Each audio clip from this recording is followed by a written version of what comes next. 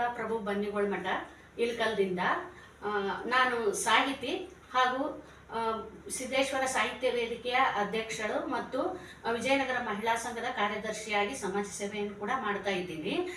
ನಾನಿವತ್ತು ನಿಮಗೆಲ್ಲ ತಿಳಿಸಬಯಸೋದೇನಂತಂದರೆ 18 ಇದೇ ಶ್ರಾವಣ ಮಾಸದ ಆಗಸ್ಟ್ 18ರಂದು ನಮ್ಮ ಇಳಕಲ್ ಜಗತ್ಪ್ರಸಿದ್ಧವಾದಂತಹ ವಿಶ್ವಪ್ರಸಿದ್ಧವಾದಂತಹ ನಮ್ಮ ಇಳಕಲ್ಲಿನ ವಿಜಯ ಮಹಾಂತೇಶ ಮಠದ ಮಹಾರಥೋತ್ಸವ 18ನೇ ತಾರೀಕು ನಡೆಯುತ್ತಾ.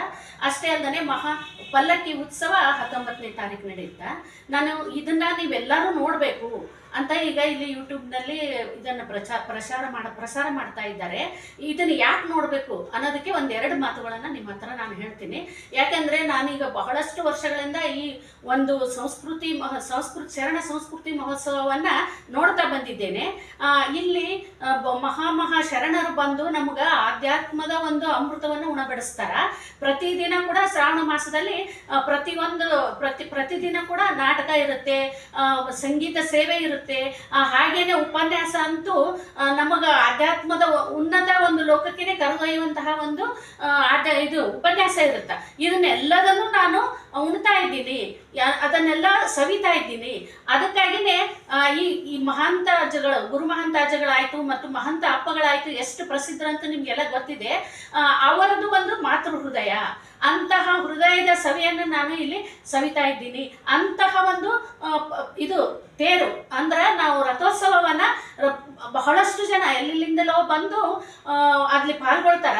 ಅದು ಹೆಂಗಿರುತ್ತಪ್ಪ ಅಂದ್ರ ಆ ಒಂದು ಸ್ವರ್ಗದ ತರ ನಮ್ಗೆ ಅಲ್ಲಿ ಗೋಚರಿಸ್ತಾ ಇರುತ್ತಾ. ಅದಕ್ಕಾಗಿ ನೀವು ಕೂಡ ಇಲ್ಲಿ ಬಂದು ನೋಡಕ್ ಆಗದೆ ಇರೋರು ಆ ಒಂದು ರಥೋತ್ಸವದ ಬಗ್ಗೆ ತಿಳ್ಕೊಂಡು ನೀವು ಯೂಟ್ಯೂಬ್ನಲ್ಲಿ ಅದನ್ನೆಲ್ಲ ವೀಕ್ಷಿಸಬೇಕು ಅಂತ ನಾನು ನಿಮ್ಮನ್ನ ಕೇಳ್ಕೊಳ್ತಾ ಇದ್ದೀನಿ.